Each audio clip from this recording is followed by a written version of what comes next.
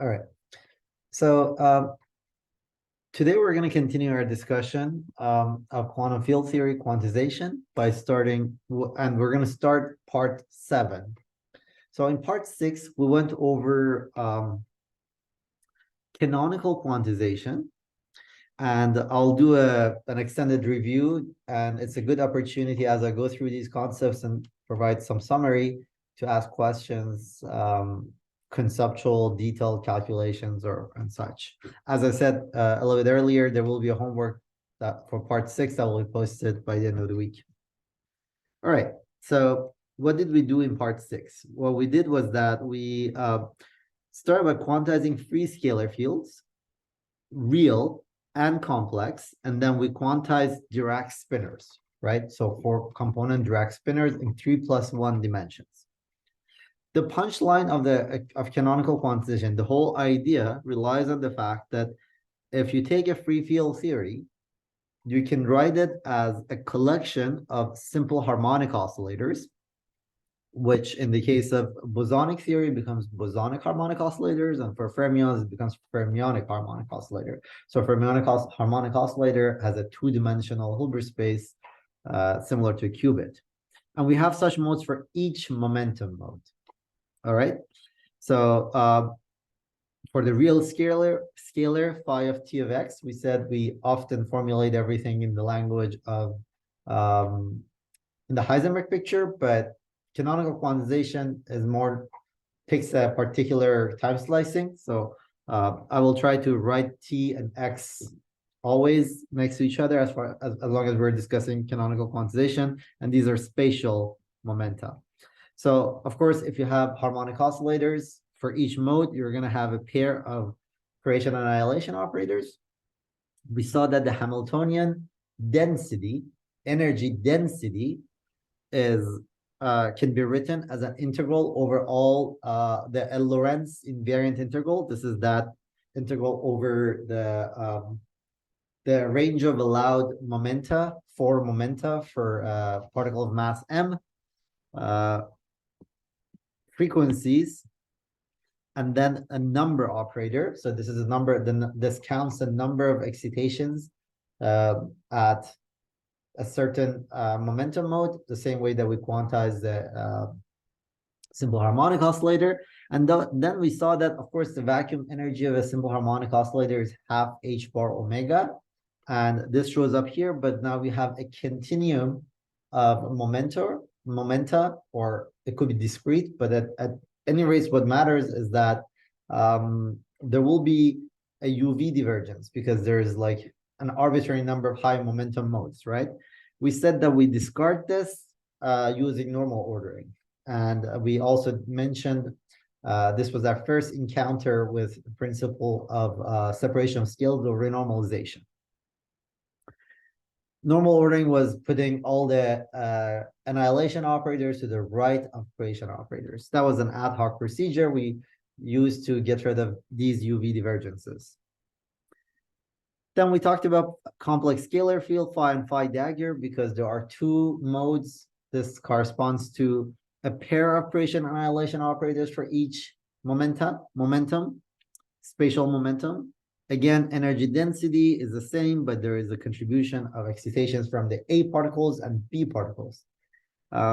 So if you look at there's a U1 charge associated with the symmetry, which is just multiplying the complex scalar by phase. We said that we knew from Noether's theorem that there's a charge associated with it. Charge density, Q divided by volume, is again the same Lorentz invariant integral over momenta. Hopefully you guys remember what this was. This is integral of dk over 2 pi k 1 over 2 omega k. Now the charge density is proportional to the number of excitations of A particles minus the number of excitations of B particles, which tells you that the A particles and B particles both have positive energy, but they have opposite charge. And we also had a comment regarding how causality requires the appearance of both of them.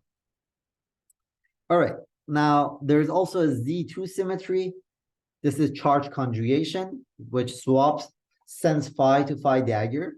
And at the level of the creation annihilation operators, swaps particles and antiparticles, right? This is a symmetry of the action for complex scalar field. Any questions about this part? So I'm just briefly reviewing what we discussed 3 lectures ago.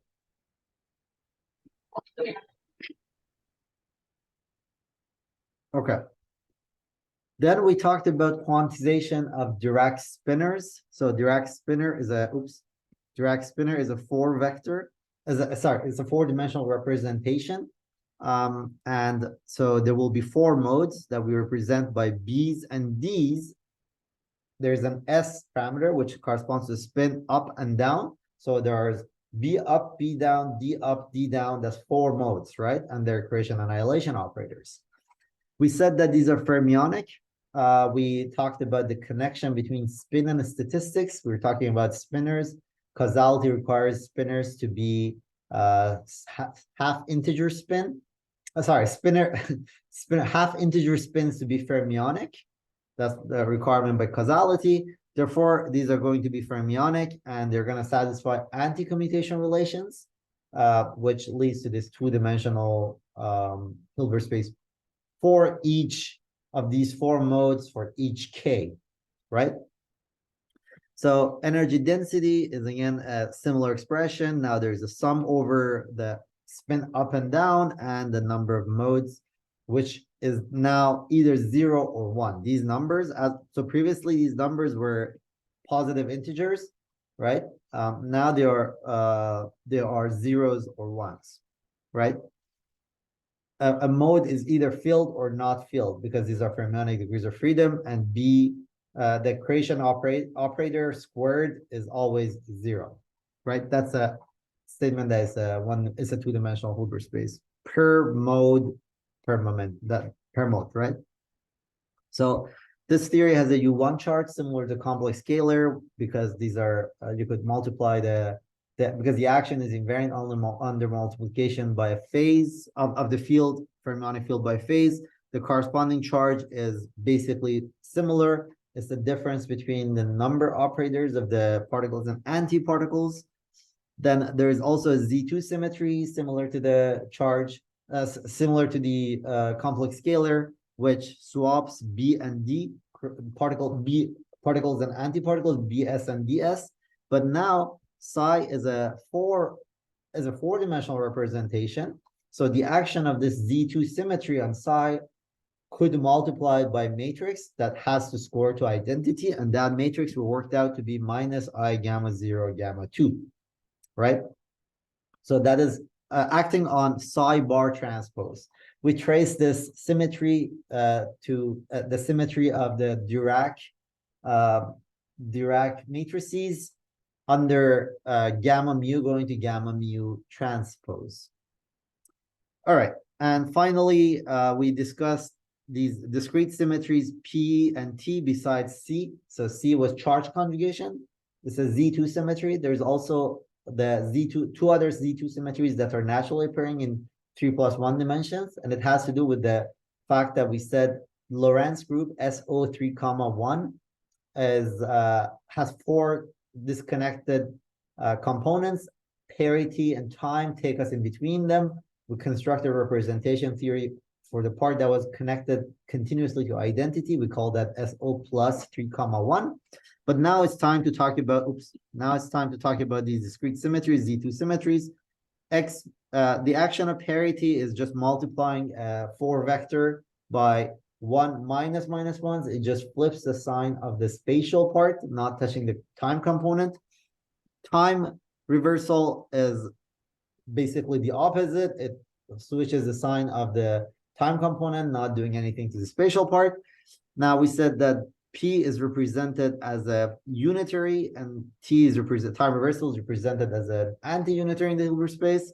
The action of them on the fermions, Dirac fermions, Dirac spinor could be represented by a 4-dimensional 4x4 matrix because it's acting on a 4-vector. And we said that in this case it's gamma 0, whereas for the time reversal, it's minus gamma 1, gamma 3. And then we finally commented on the fact that CPT charge conjugation, simultaneous application of parity, and simultaneous application of time reversal is a symmetry of local quantum field theory. All right, any questions?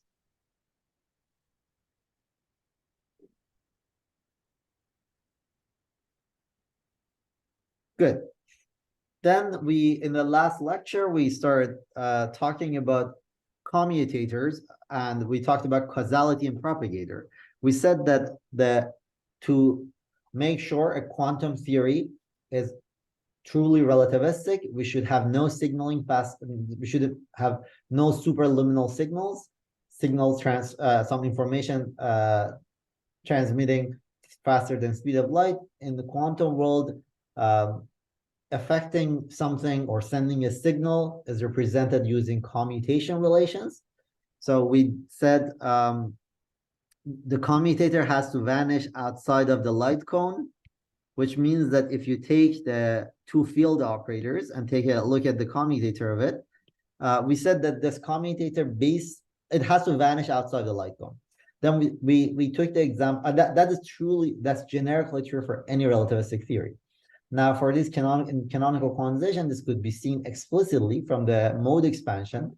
You take phi or pi and put them in, calculate the commutator. It's basically the commutator of A and A daggers up to a bunch of coefficients, bunch of phases.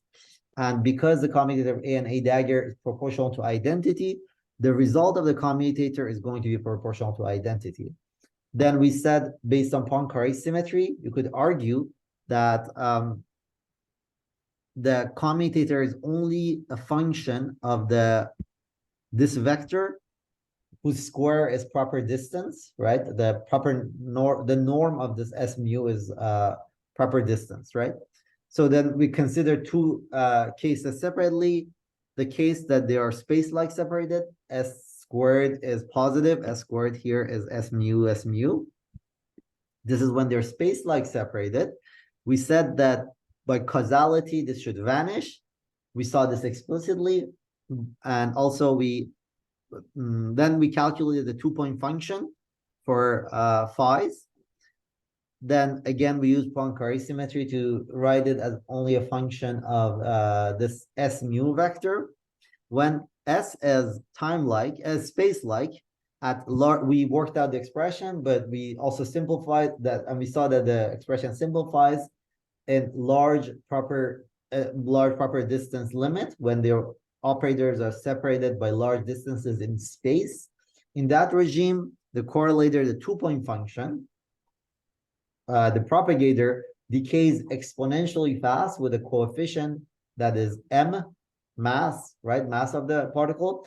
We said that in physics, every time we have a correlators in space that decay exponentially fast, the coefficient of the exponent is called correlation length for this slowest decay. And here the correlation length of quantum field theory we're finding to be inverse mass. Then we said when proper distance is when the operators are time-like separated, proper distance is negative at long time regimes, time much longer than inverse mass, it oscillates like e to the power of IMS. Finally, at the end of the last lecture, we ended our discussion by taking this commutator and writing it as an expression by analytically continuing the K0 part. And so there is just this Lorentz invariant factor. And now we are deforming the calculation on some sort of a complex K0 contour using contour integrals. We're just rewriting the commutator. This is a rewriting of this commutator. Then we said, I didn't present it this way, but this is equivalent, that you could split this guy into two terms. The contour that corresponds to this integral is you have two poles at plus m and minus m, and you're clockwise turning around both of them. Now you could, using contour integration, you could write down this contour integral like this as a subtraction of two terms. So advanced minus retarded, you could convince yourself that this is by just these pictures, that if you subtract the first term from the second term, you're going to end up with this contour.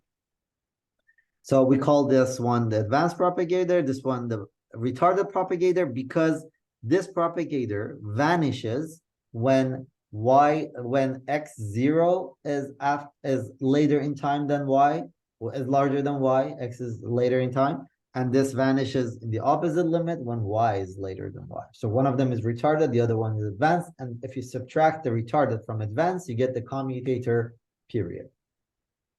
All right, good. Finally, in the last lecture, we said that there is another propagator that is very useful that corresponds to the deformation of the contour in the following way. This is called the Feynman propagator. And if you just follow the contour integration prescription, you learn that the Feynman propagator corresponds to the time-ordered two-point function. The way that this prescription works is by adding this contour could be written in an elegant way by shifting the denominator of the propagator by I epsilon. This is called the I epsilon prescription, and it's going to appear all over the place in quantum field theory. All right, any questions about the summary of part 6?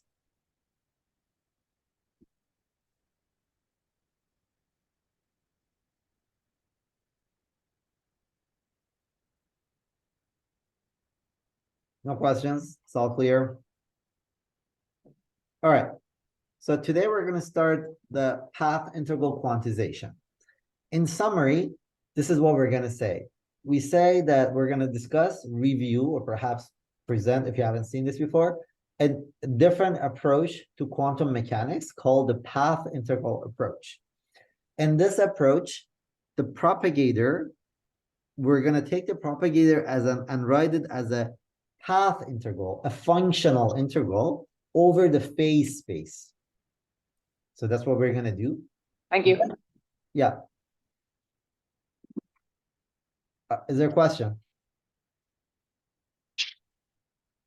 Okay. If there are questions, it's a good time to ask. Okay, I'm going to assume there are no questions. So today we're going to write down a propagator. This is in quantum mechanics. We're not going to do QFT yet.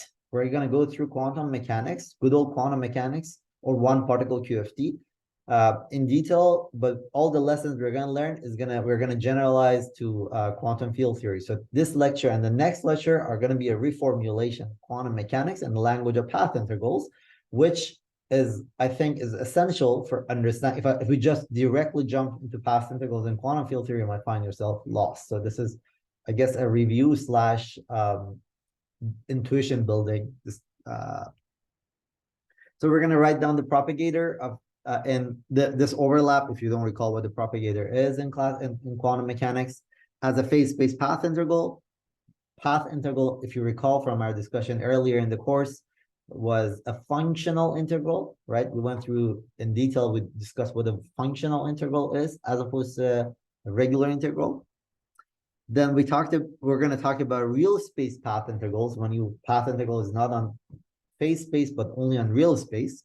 We're going to talk about Schrodinger equation, how it emerges out of path integrals.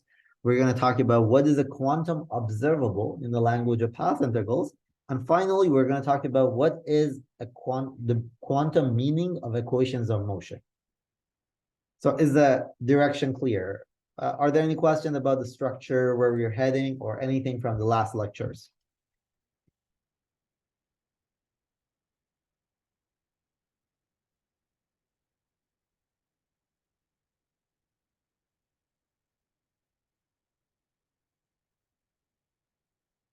Okay, so let's get started. So path integrals in quantum mechanics. Path integrals provide an equivalent description or formulation of quantum mechanics that in some applications, such as quantum field theory, is more powerful / more convenient. So there won't be any conceptual advantage, at least at the level of this course, for using path integrals, except for the fact that it's more convenient. You could do everything we do in this course in canonical quantization, but it's just not convenient. And the answer is hopefully clear. The reason is hopefully clear. It's because you're breaking Lorentz invariance, and Lorentz invariance is crucial. It simplifies your presentation, right? So when we broke it by we didn't break Lorentz invariance. We just use a notation or a quantization that makes Lorentz invariance obscure. We had to always package these in momentum integrals and write them in a form that was manifestly Lorentz invariant, right? But the advantage of the description we're going to discuss, path integral description, is it's easier to keep it everything covariant, and also it will be easier to understand, to not worry about operators and think only in terms of functions, which commute, right? All right, so let's go back to one particle quantum mechanics. What is the story? We have a wave function at time some t. Oops, that's a bad start. My t is ti, I for initial, and q for initial q, right? So it's a one-dimensional system, a quantum particle, a non-relativistic quantum particle on a line. So you have a wave function as a function of q, the line parameter, at time t, right? So this is your wave function. There's no functionals yet. This is just a wave function. We said that and so I'm just gonna on this column, I'm gonna draw an analogy with quantum field theory, just because eventually we're going to talk about quantum field theory, but I want to have the analogy so that you have it in mind. We said that this one particle Hilbert space in quantum field theory is the analog of this. In quantum field theory, the one particle Hilbert space is the analog of this, and that is when you act with the field operator, insert that time, initial time ti and qi position in space on the Fock space vacuum, right? That creates a single particle, and this is the analog of this wave function. So under time evolution, you're going to have a final wave function that we're going to take the bracket, you were going to take the dagger of, like as a bra, right? So this is the final wave function, or actually, maybe I should not write it that way. Let me not take the dagger of it. So here's a final wave function, and the propagator is the thing that acts on the initial one to take you to the final one.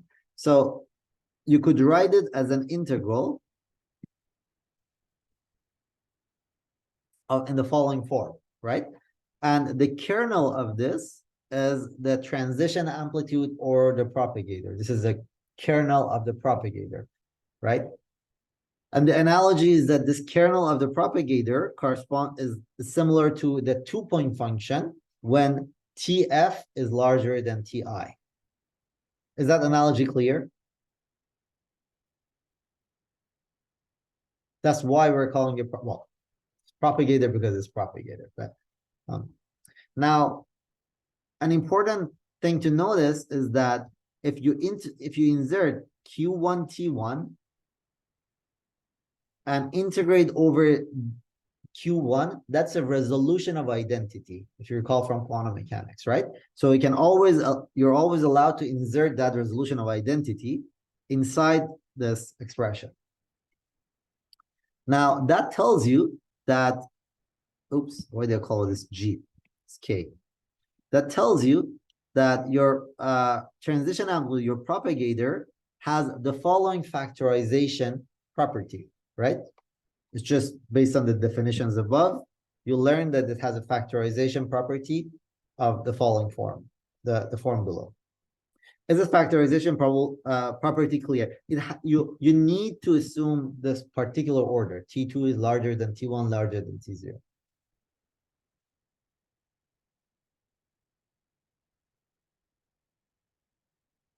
If I'm going fast, please ask questions so that I can slow down. Right?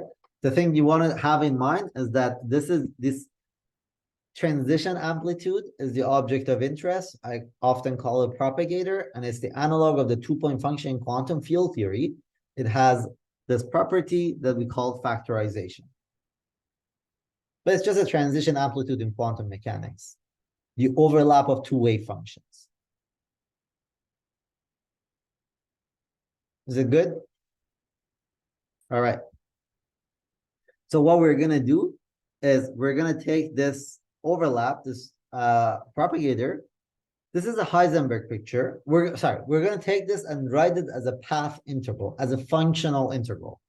So this is a Heisenberg picture. By going to if I want to write it in the language of the Schrodinger picture, I have to write it in the following way. So these are the x and x coordinates, right? X and x prime, ket x and ket x prime that I'm calling qi and qf. And in between, I have to insert the following evolution operator, e to the power of minus ih, tf minus ti. This is a Schrodinger picture. Good. Then I take this time difference and split it into n parts, right? So I'm evolving from ti to tf. I'm splitting into n parts. So the picture to have in mind is that here is your time, here's your space, q, and this is your t initial, this is your t final. You're splitting it into many, many, many of these guys, right? So these are, each of them is some delta t. So of course, these are just definitions, and you want the q at some t initial. T initial is going to be q0, and q final is going to be qn, because you split it into n parts, n equal parts. Each time interval is delta t. So now, based on this factorization property or resolution of identity, you know that you could insert these resolutions of identity on each of these time slices in between, right? So you can write, based on the factorization, we can write down this transition amplitude as an integral over n spatial integral. The first one is happening over this coordinate, then this coordinate, then this coordinate, and then this coordinate, right? And what sits here is basically a short time propagator. It's the transition amplitude for a short after a short amount of time, right? So the idea is to pick n large that corresponds to an infinitesimal time step. So now let's look at this term. That's what we want to work with. Are we good so far? Are there any questions about what I'm doing?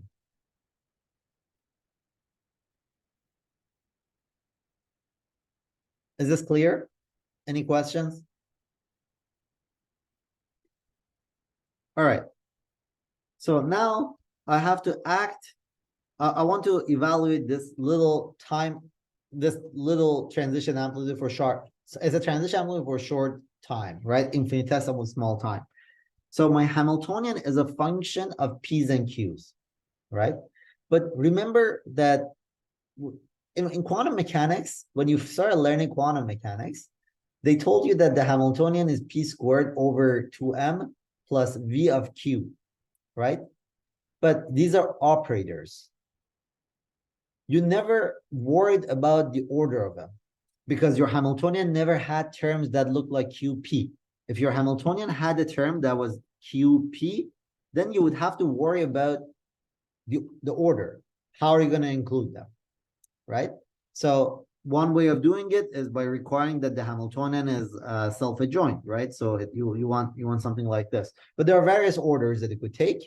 One choice that you could pick that is called, you can choose the ordering where all the Q's are to the left of P's. Now, this won't matter if your Hamiltonian is just a bunch of P terms plus a bunch of Q terms, right? P squared over 2m plus V of Q will not have this ambiguity. But a general Hamiltonian, a general function on the phase space, a general function of P and Q will have such an ambiguity. We're going to choose an ordering where Q is to the left of all the P's. The point that you should convince yourself of, I won't go over in detail, is that in this small time limit regime, where you take an infinitesimal time step, the time ordering will not matter. The time ordering, if you pick a different time ordering, repeat the calculation, at the end of the day, you'll see the difference between different time orderings is suppressed and drops out of in the small delta t limit. It's higher order in delta t. Is a point clear? All right. So now you want to calculate this infinitesimal step. What we're going to do is that we're going to insert a resolution of identity and the momentum basis, P basis, right? Now, you recall from quantum mechanics that the overlap between P and Q is just e to the power of P R. It's e to the power of IPQ over H bar. So this is this term, and then you end up with the Hamiltonian terms as well.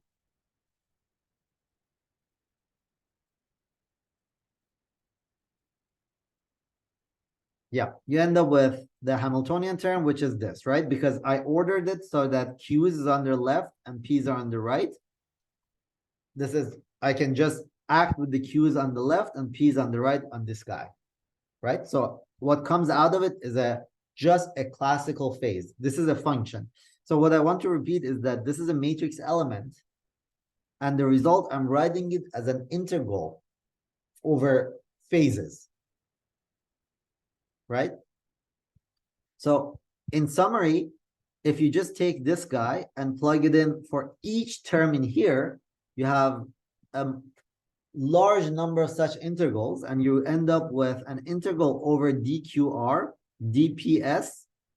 Each qr and qs, ps would correspond to one of these integrals here, right?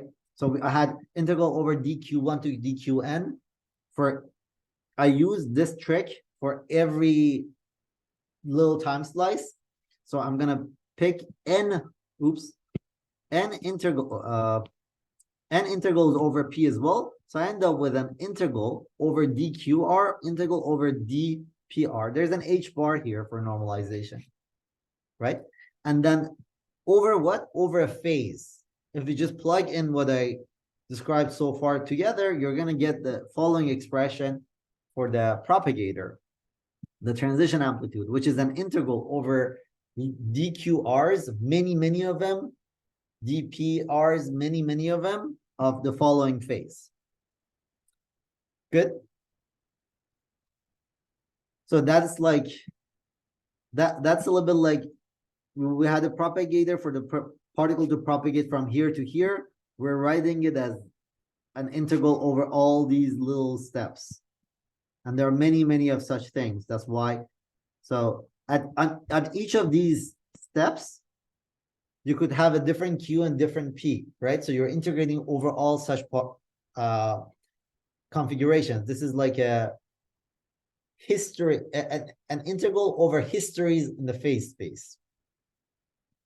I'll repeat that later. So as you take the n going to infinity limit, this is the limit where you take your t initial and t final, and split it into infinitesimal time steps, little dt, right?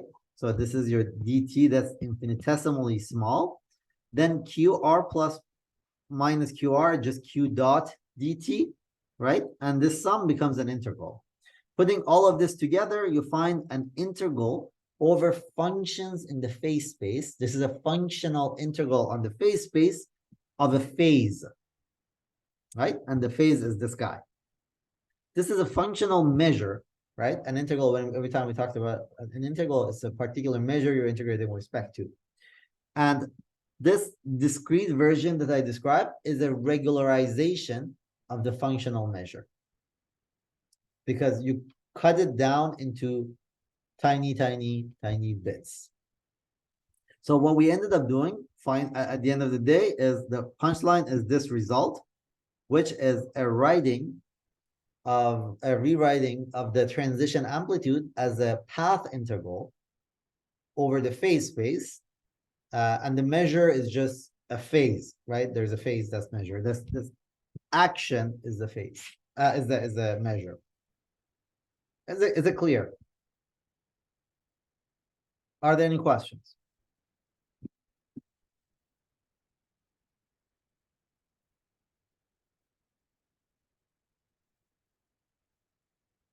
No questions? I'll pause for a second.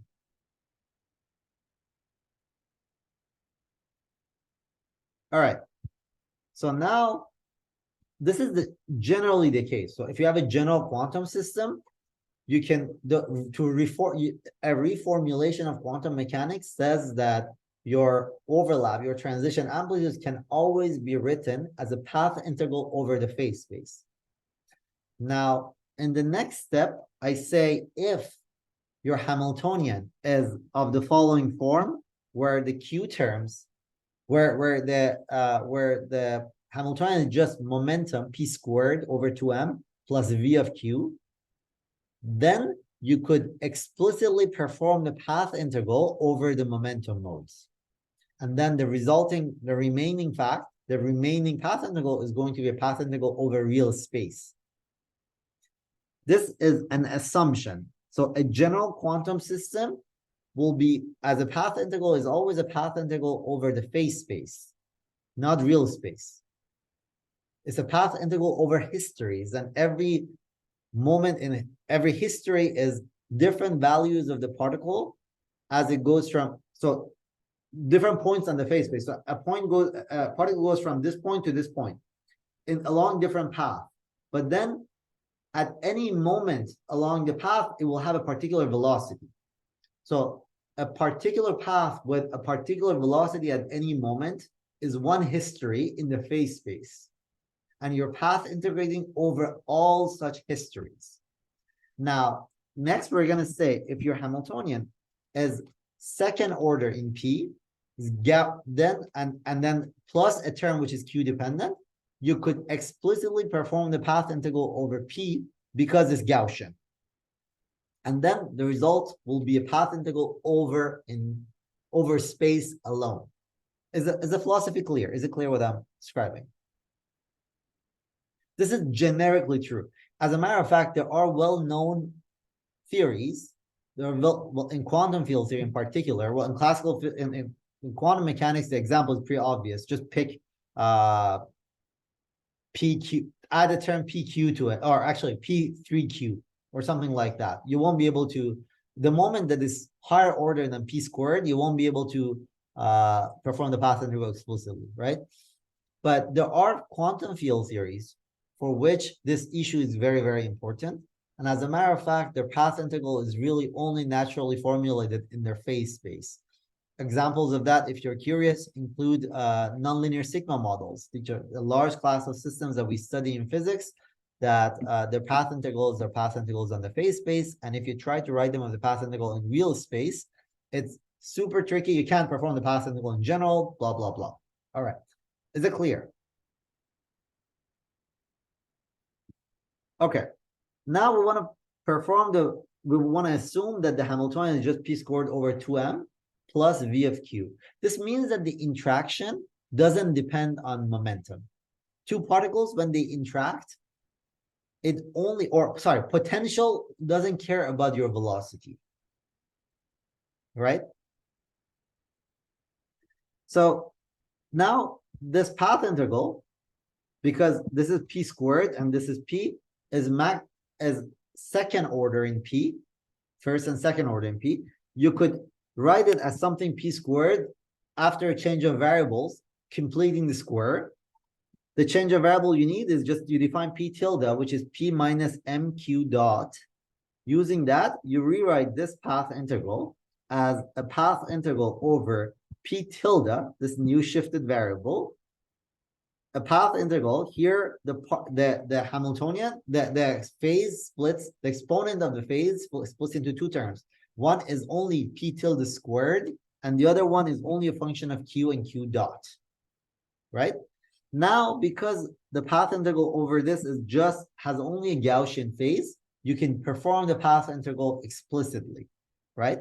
So this is the path integral, and it's basically n independent integrals of dp tilde.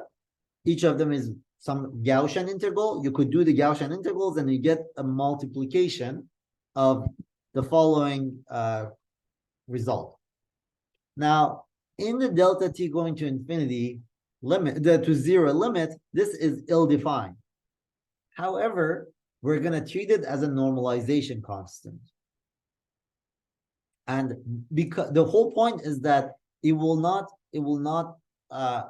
drop out of all our calculations. So it's just an overall normalization constant. This is very, very crucial. The fact that there are infinite number of modes is the origin of this, right? There are momenta at there are all possible momenta as the origin of this integration, this problem, right? This is okay. Is it clear what I'm saying? if you perform, so we're going to call that overall coefficient that you get after you path integrate over momenta, curly n. Now you can write down your amplitude as this overall coefficient, which is just a number, right? In multiplied by path integral only over configurations in space, right? So these are spatial histories, right? Now the picture you end up with looks like this, right? But this picture is, as a real space path integral, relied on the assumption that the Hamiltonian is p squared, proportional to p squared, plus a term which is only a function of q, right? Now you get a path integral over all histories in real space. The weight of each path is e to minus is action of qt, right? Because hopefully this is familiar. PQ dot minus Hamiltonian is the action as a Lagrangian, right? The integrand is a, okay, so let me pause here. What did we do? We took the propagator, which was the transition amplitude. We wrote it as a path integral and a functional integral over all possible histories on the phase space, right? A functional integral over all possible histories on phase space. Then we said, if you assume that your Hamiltonian is just p squared over 2m, some p squared term, it won't matter what, p squared term plus some v of q, you could perform the part of the path integral that is on momenta. What pops out is an overall large constant, which has some divergences in it. But as usual, we just, if the divergences are finite piece, we're just going to discard. We're going to be ignorant about. I'll comment on that later in this lecture. But the remainder is going to be a path integral over all path in real space, right? And that is what this expression is. Sometimes I write this functional integral using the notation of dq of t. I'll try to not use this notation, but sometimes I just, out of habit, I might write it like that. Here, the point is that the weight of each path. So a particle, you can think of this way. You have a particle sitting, you observe that at some initial time, you make a measurement, a sharp measurement, and you observe that the particle is in the energy in the spatial eigens is sitting at point qi. So this is what the state is. You perform this measurement, and the result is that at this moment, the particle is at qi. So this is the initial state qi. You prepared a wave function that was infinitely peaked at qi, at time pi. Then you look at what's the transition amplitude for having it infinitely peaked at point f, qf at time tf. This could be thought of, roughly speaking, as the particle propagating along all possible paths, and each path contributes by a phase, e to the power of minus isq over h bar. Notice the notion of locality is intrinsic in this quantum formulation, right? S of q is only a function of the path. We call locality as a key principle that we start quantum field theory with, right? This, when you pick a path, this action is a function of the path alone, right? Is it clear? Now, the integrand is a pure phase. We know that h bar is small in the classical limit, and if you have which means that this phase is rapidly oscillating, really, really rapidly, right? So now, because it's a pure phase and it's oscillating rapidly in the small h bar limit, in the classical limit, we could use the stationary phase approximation. The stationary phase approximation says that if you have a functional of this form, if you have a functional integral of this form, the value of the functional in the rapidly oscillating phase mode is given by the saddle point of the action, the phase. So how do you find the saddle point? You take the delta, you take delta of S and vary it with respect to Q. That is, if you recall, the very first, this was the principle of minimum action in classical physics we talked about, right? So in the language of path integrals, the principle of least action comes out of the formulation, out of the saddle point approximation, right? So over there, I just introduced it as a principle, Hamiltonian Lagrange, this was a principle of locality, right? Here, we intrinsically put locality in the quantum theory, but then again, we saw, actually, it was not a principle of locality, it was a principle of least actions. But then we saw that we see that principle of least action comes out of the classical limit of small h bar. Another thing to notice right here is that even if your h bar is small, you might have another large parameter in the action that because of that other large parameter in the action is rapidly oscillating. You could still use stationary phase approximations, and you could still obtain a classical looking action. This is a very, very deep result and deep fact.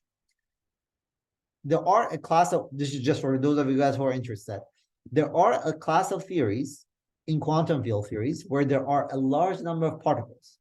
So your S, your action, picks up contributions from a large number of particles, which means that when you write down your path integral, your action is oscillating rapidly. Now, even though h bar is large, is not small, because you have a large number of particles, your saddle point approximation, your stationary phase approximation tells you that you still can cook up a classical system that will capture the deeply quantum physics of this system. This is the underlying principle. This is the principle that it's a key principle that underlies the gauge gravity dualities. How you have these deeply quantum systems, the systems that are strongly coupled and very, very, these are quantum soups. These are quantum soups. H bar is very, very large. There's no notion of a single particle. However, because there's a large other parameter in the game, that large other parameter in the game will make the action oscillate so rapidly that we could use the stationary phase approximation to build up a classical theory. Turns out that classical theory is this extra class. This lives in this theory in one higher dimension. It has gravity, blah, blah, blah, right? But the principle is really, really the same. The classical limit could be taken because h bar is small, or it could be taken because there is some other large parameter that makes sure your action is rapidly oscillating, right? So I'll leave it at that. But this is another origin of this is high temperature, actually. So high temperature also plays a very similar role. If you're curious, I encourage you guys to go think about this. So at very, very high temperatures, the action will the contribution of different paths will oscillate rapidly, and you end up with a classical regime. Even deeply in the quantum, even if h bar is large. All right. So that's enough for fundamental physics. Any questions?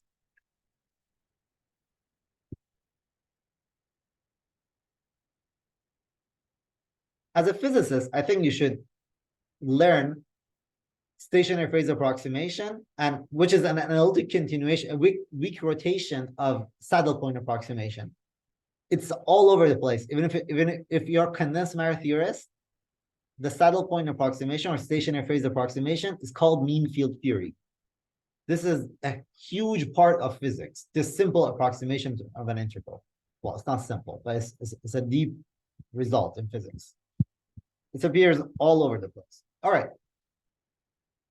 Good. So in summary, what we said was that we took a transition amplitude, we wrote it as a path integral over a functional integral over phase space. If you happen to have a Hamiltonian, which has this nice form, there's p squared term plus some function of q, you could perform the path integral over p. This already tells you something. If your v of q is also q squared, you could perform that path integral, right? So you could finish your calculation. You could literally evaluate your full propagator by explicitly performing the integrals. A Hamiltonian whose that is p squared plus q squared has a name. What's that theory? Any thoughts? Anyone wants to say something? Harmonic oscillator. Exactly. Simple harmonic oscillator. That's why you could do simple, we could quantize simple harmonic oscillator. And that is what you're going to see at the end of the day. The Gaussian approximation captures simple harmonic oscillators, free systems, free field theory. Every time you're dealing with a Gaussian, the system is free. And it's because you could do Gaussian integrals, right? So here we go from path integrals over phase space, which is the fundamental formulation, to path integrals over real space, because we assume that there is the Hamiltonian, the momentum term is Gaussian. We could do the integral explicitly, right? Okay. So now let's talk about path integral over these histories. I want to make some comments, right? So we saw that there is a regulator, and this regulator appeared even in free theories, even in simple harmonic, in the quantization of simple harmonic oscillator. We have to deal with this to make sense of the measure, a functional measure. Now, this is a deep statement. There is no way to formulate path integrals without some sort of regularization scheme. So this regularization is some way of discretizing these integrals. You to render the path integral well-defined, you have to discretize it. This is very analogous to the problem of renormalizability. Discretizing the path integral time steps, taking a teeny time steps, means modifying very deep UV physics, because tiny time steps means high frequency, right? So you arbitrarily by picking some sort of a scheme, discretization. There are many ways to discretize the continuum. Any discretization corresponds to a scheme, some sort of a UV scheme. The point is that we want long distance physics to be independent of these short-term regulators. This is, again, the renormalizability assumption. This is the principle of separation of scales. You think that there's low energy physics, which is not touched by deep in the UV physics. It's not necessarily true that any theory is like this. This is an assumption we make about nature. Turns out that most systems around us are renormalizable, meaning that there's a separation of scales between UV and IR. If you did your calculation, I did my calculation, do my calculation with one way of discretizing the integral, you do it with a different way of discretizing the integral, the observables we calculate will not depend on our discretization because it's deep in the UV, and our observer is deep in the high frequency, and observables are low frequency, right? So now here comes the thing. There is, in quantum field theory, depending on the question of interest, there is a variety of regulators that we use. Sometimes the regulator is called Pauli-Villers. Pauli-Villers regulator is a particular choice of regulator that's nice. It gives mass to a photon. It's some sort of regulator. There's another regulator that we often use is called dimensional regularizations. This is when we change the dimensionality of an integral to render it finite. These are nothing but methods to cut it off. It's unphysical, it's ad hoc, but the hope is that no matter how you cut it off, no matter which regularization you use, it won't matter because the theory is renormalizable. The infrared physics, low energy physics, is independent of your method of calculation, your method of regulating the UV. Is that clear? Any questions? Actually, let me make one more comment and then pause. So in summary, well, now let me put this picture next to quantum field theory, because this is a quantum field theory course. In quantum mechanics, you have a one particle on a line, right?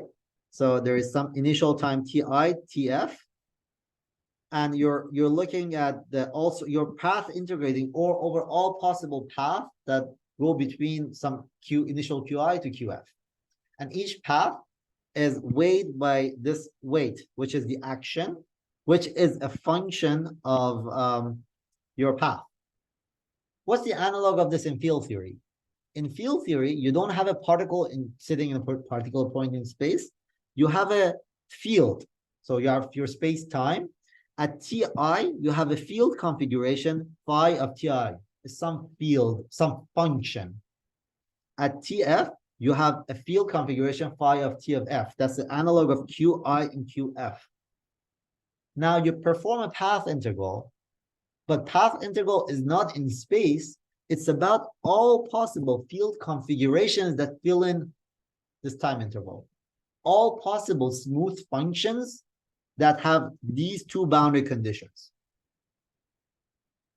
You path integrate over all of these guys, and each particular field configuration with these two boundary conditions will be weighed with this. E to the power of is, action is a function of a field configuration in space-time, right? And the story of small h bar will go through. You still get the field equations of motion, which are going to be the Euler-Lagrange equations. All right, now it's a good moment to pause. Are there any questions? Are there any applications for the path integral method in quantum mechanics? Like I know that the Haneroff-Bohm effect can be understood using this approach, and I was wondering if there's any others that might be well known. There is a whole book called by Feynman and Hibbs. Feynman came up with these path integrals, and he had in mind, even though in the back of his mind he had quantum field theory, but he actually, Feynman and Hibbs, they wrote a whole book on Feynman on path integrals in quantum mechanics. There are many examples in that book of making the following point: using path integrals in quantum mechanics is much simpler, often a lot simpler than Schrodinger equation or Heisenberg equation. So now, depends on your question of interest, but don't forget, these are equivalent formulations, right? So whatever you can do with path integrals, you're going to be able to do with canonical quantization or other methods, other approaches. There is a tiny caveat to this. When we get to quantum field theory, in some types of quantum field theory, path integrals seem to be the only way of rendering them well-defined. But that at the moment, but that does not mean that there exists no other approach. So anyway, in quantum field theory, they are very convenient. Just look up Feynman Hibbs. It's a famous textbook on path integral methods in quantum mechanics. This is Feynman's baby. Feynman came up with all of this stuff. All right, any other questions?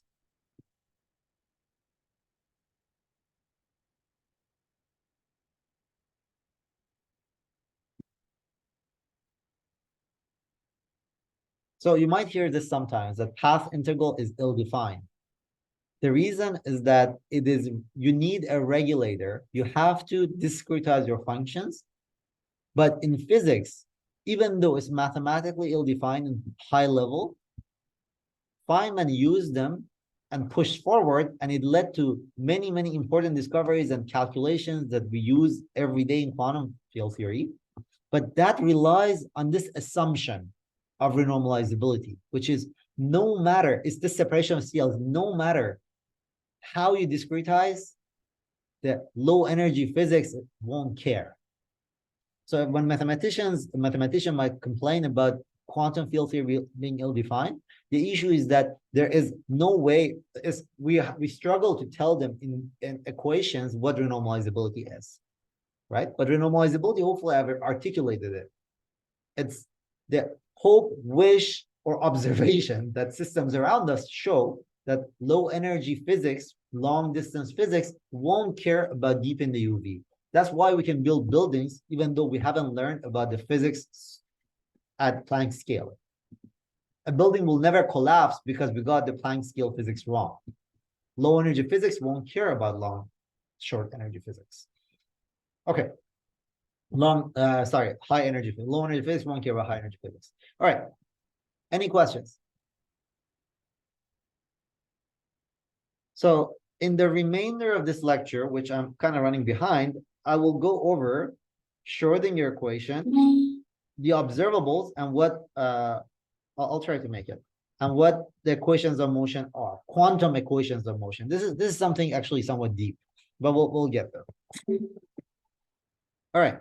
So we formulated quantum mechanics as a path integral over possible histories. So first question, where is Schrodinger's equation? Right? Well, it's pretty easy to derive it. Take some configuration, some initial wave function, and some ket qt plus epsilon. Now, this qt plus epsilon is qt e to the power minus iht epsilon over h bar. I'm going to take epsilon to be small and expand this. So I'm going to get qt psi minus this guy. In the limit of t going to 0, I find that the derivative of this wave function is given by minus ih bar Hamiltonian acting on the wave function as differential equation, as a differential operator. This is Schrodinger equation. It just came simply out of the expansion, right? Of course, it's no magic. I already told you, I already put in the formulation that time evolution was e to minus iht, right, over h bar. So I'd already put that in. But what is more interesting is the time evolution of the propagator. So now let's take the propagator and shift the final time by some epsilon. So this is this transition amplitude. We're going to expand this in a small epsilon. So to do that, we first insert a resolution of identity in the middle for some t prime, which is between ti and tf. Now we're going to write this, take this epsilon out as e to minus ih epsilon, right? And then expand this guy. So the first term is going to be our initial term. What we end up with is an integral expression, which is supposed to be the derivative of the propagator in time. So propagator has two time dependence, ti and tf. We're taking the derivative with respect to tf. Good? Now, if your Hamiltonian is p squared over 2m plus v of q, you could rearrange this as the following. So this Hamiltonian is going to be acting like this over Dirac delta function of TF and TI and QF and QI. Is it clear what, yeah. Is it clear what the origin of these are?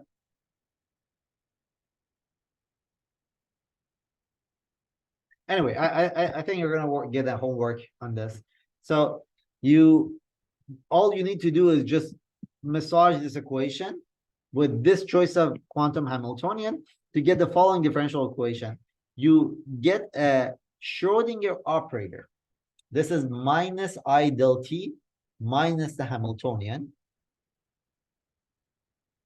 IH bar del t, acting on your propagator, and that gives you a Dirac delta function for Q's and TI's. So in mathematical language, we say the propagator is a green function for Schrodinger operator. Is that clear? It was perhaps a little bit quick, so you have to do this exercise on your own. But propagator is a green function for the Schrodinger operator. Which means that it's a method. So propagator is a method. Green functions are methods for constructing solutions to the equations of motion, right? So if you want to solve, if you want to find solutions to Schrodinger equation, if you have propagator, you just integrate the propagator next to a function, right? And it pops out of it solutions to the Schrodinger equation. All right. Now, so let me recap. What we did was that we formulated quantum mechanics as path integrals over phase space. We answered where is the Schrodinger equation. The next question is, where are the expectation values? Where are the observables? Because all we discussed so far was a transition amplitude. So let's take an observable q hat of t prime. Again, recall that I'm in the Heisenberg picture. So my observables depend on time. I'm going to insert that within these two. This means that I'm looking at a particular matrix element of the observable, right? Now, what you do is you insert a resolution of identity over dq prime, you just repeat the thing that we just did. It's pretty easy because this q prime of t comes out and the rest of the calculation is identical. What you find is a path integral with an operator insertion q of t prime at a particular moment inside the path integral. So there is q of t prime is inserted at a part. You do your good old path integral with q of t prime inserted at time t prime. Recall that this thing is an integral. There are no operators here. This is just an integral, right? So this is just a variable inside the integral. This is very crucial. This is perhaps one of the origins of why path integrals are so simple. Because you write down something non-commutative, some quantum operations that like don't commute, in terms of integrals, where the integrand, of course, everything commutes. Right? These are just integrals. These are variables that you write. So now to make that point clear, let's do the following calculation. We're going to do the path integral with two operators inserted, q of t prime and q of t double prime. Now, if the question is, which time ordering is it going to pick? Right? Because inside the path integral, these are just variables. I can just arbitrarily change them. There's no distinction between which one comes first. This is just an integral. What comes out of integral is going to be something that has a particular quantum mechanical interpretation. Turns out that what comes out of this is the time-ordered two-point function. This is a homework problem. Which is pretty easy. You just take this and do it, calculate in two cases, when t prime is larger than t double prime, and the other case. And you see that this path integral naturally picks the time-ordered one. Now, hopefully, the origin of the last comment from the last lecture is clear. When I said that there is something called the Feynman propagator, which corresponded to time ordering, that I said it comes up all over the place in quantum field theory, the origin of it is precisely this. When you do path integrals, the correlators that come out of path integrals are going to be always time ordered. And that has some sort of physical interpretation, right? Hopefully that's clear, because we can really do things in time order ways. Any questions?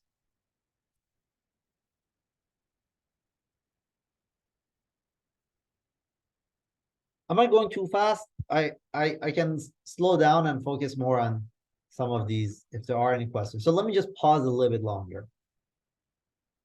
I don't have to make it to the end of the slide.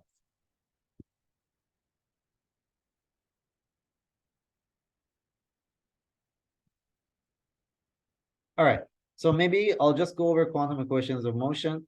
Actually, yeah, no, I can finish it. So now, another thing that was interesting, that's interesting about path integrals is that it makes clear the notion of what happens to classical equations of motion. So in classical physics, you just take the equations of motion and you solve it and you find the answer. I said that the solution to classical equations of motion comes out of the path integrals from the fact that h bar is very small. So these phases oscillate rapidly. So you use the method of what does that call it? It's the weak rotated steepest descent. And the generic phase approximation. Yes, thank you. Yeah. So use a phase approximation. And in using that approximation, you get equations of motion. But now you could ask, is there a meaning to quantum equations of motion? Why? Take your action and think of your action as an operator. If you vary the action, you get an operator equality. Is there such a thing as an operator equality version of the action? Is there an operator version of equations of motion? So let's see that if that holds. So to see that, inside the path integral, we're gonna insert del S del Q. By the way, what I'm just going to describe in the following is going to be a very, very useful trick in quantum field theory. It's rarely taught in elementary courses, textbooks, but it's super useful. So insert inside the path integral del S del Q. You can write this down as del Q of the phase up to minus IH bar. Right? Now you had a path integral where this is del Q here, right? That vanishes by integration by parts. So what did you learn? You learned that if you take del S del Q of t, which is the equations of motion, viewed as an observable, as an operator, and look at its matrix elements, the matrix elements are 0. Good? It's not as easy. So it looks like that we picked an operator, every matrix element of it is 0, so you are tempted to say, okay, this is as an operator is 0, but that's tricky in the quantum world. Can anyone guess why? Why it's tricky? What can go wrong? You have an operator whose matrix, every matrix element of this operator is 0, but the operator itself, could it be non-zero? Any thoughts? All right, I'll say it. If you take this operator and multiply it by some other operator, let's say f of q. Now let's look at the matrix elements of this beast. The matrix elements of this beast is going to, if you want to calculate it, you have to put this inside the path integral, right? Now, what you do is you have to complete the square, right? You just use the integration by parts that I told you, and you learn that you could take this del Q outside of everything, but at the cost of, there's an extra term that pops up, which is del Q of f of Q. So you learn that if you put this operator next to another operator, it vanishes only if your other operator has no Q dependence. Like, for example, it's f of P of T. But if it has Q dependence, it won't vanish. It will act like a derivative. It's a funky thing in quantum mechanics. There's an observable that seems that every matrix element of it is 0, but it's not 0 because if you multiply it by something else, its matrix elements will change. If an operator is truly 0, if you multiply by anything else, it will give 0, right? All right, so we're running out of time, so I'm just going to summarize. In summary, today we spent some time going over the path integral approach to quantum mechanics. This lecture and the next lecture are going to be about that. And the point is that the reason is that the logic is that a lot of the structure that we're going to see in quantum field theory and the path integrals of quantum field theory could be explained in the simple example of quantum mechanics. And I want you guys to first grasp it and absorb it in the quantum mechanics simpler setup before getting totally, if I throw you guys in the middle of this quantum field theory case, it might be very, very difficult to make sense of things. So we made 5 points today. We first said that the propagator could be written as a phase space path integral. This was the expression for it. Phase space path integral means that there's an integral all over Q of T's, all possible histories in the phase space, right? QT, PTs. And the coefficient of which there's a phase that decides how each history is weighed, or what's the weight of each history. Then we said that if the Hamiltonian has just second order in P, you could perform the path integral over momenta, and the result is going to look like a path integral over in space, where the measure is just the action, right? We use this to derive equations of motion, to derive the principle of least action in the h bar going to 0 limit. We talked about the Schrödinger equation, and in particular, we talked about how the propagator is the green function for the Schrödinger operator. It could, if you know the propagator, you could use it to find solution, to build solutions to the Schrödinger equations. We said that observables, quantum observables, if you want to calculate them or learn about them in the find them in the path integral formalism, they correspond to path integrals with some operator insertions, which means that just put in some function of f and q and time-dependent things inside the path integral. You finally commented on what the quantum equations of motion are. And yeah, any questions?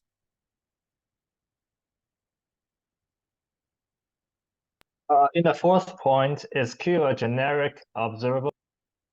So yeah, an observable in the classical world is a function on a phase space, right?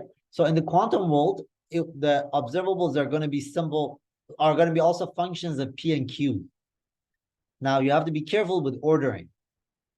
But yes, in general, an arbitrary observable, you could just write it as a function of f of P and Q. Ordering will matter, but yeah. Any other questions? All right. So let me just make one comment. I'll post it on the Slack.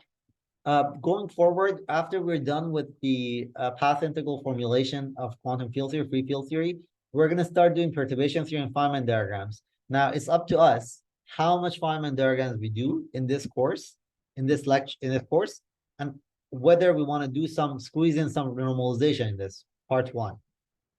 So the poll is this. I want to know how many of you guys are going to take part 2.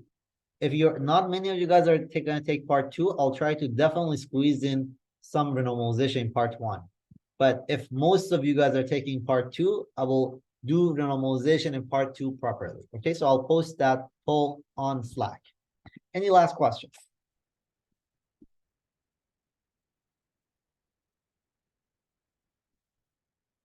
If not, thanks so much, guys, and have a nice day. Thank you. Bye.